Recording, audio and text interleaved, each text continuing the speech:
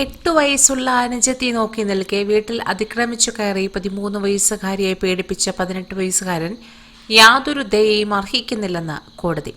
2024 register ചെയ്ത കേസിൽ കൊല്ലം ഉമയന്നൂർ പേരയം സ്വദേശി അഫ്സൽ എന്ന 18 വയസ്സുകാരനെ 30 വർഷം കഠിന തടവിനാണ് തിരുവനന്തപുരം പ്രിൻസിപ്പൽ പോക്സോ കോടതി ശിക്ഷിച്ചത്.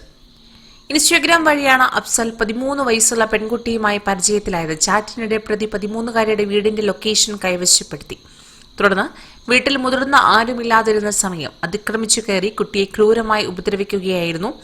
8 വയസ്സുള്ള അനുജത്തിയുടെ മുന്നിലിട്ടാണ് പ്രതി ക്രൂരമായ ലൈംഗിക പീഡനം നടത്തിയത്. അനുജത്തി ഉച്ചത്തിൽ കരഞ്ഞു നിലവിളിച്ചെങ്കിലും ശബ്ദം പുറത്തു കേട്ടില്ല. ക്രൂരകൃത്യം ചെയ്ത പ്രതി യാതൊരു ദയയും അർഹിക്കുന്നില്ല എന്ന പ്രോസിക്യൂഷൻ വാദം കോടതി അംഗീകരിക്കുകയായിരുന്നു.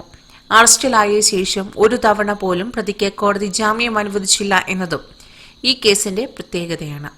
സംഭവം നടന്ന 1 വർഷത്തിനുള്ളിൽ തന്നെ വിചാരണ പൂർത്തിയാക്കി പ്രതിക്ക് ശിക്ഷ വിധിച്ചു. പോക്സോ കോടതി ജഡ്ജി MP ഷിബുവാണ് ശിക്ഷ വിധിച്ചത്.